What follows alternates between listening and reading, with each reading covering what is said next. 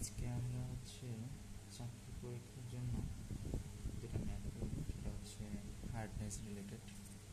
তো হার্ডনেসের যেটা সূত্র আছে একটা টোটাল হার্ডনেস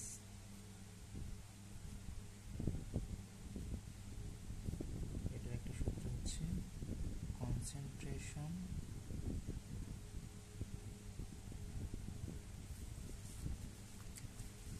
অফ ক্যালসিয়াম 2+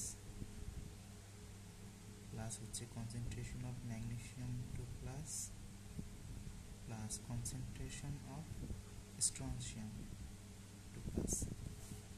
ঠিক আছে, এই একটা সূত্র। আর একটা সূত্র ইকুইভ্যালেন্ট ওয়েট। এটা সূত্র অ্যাটমিক ওয়েট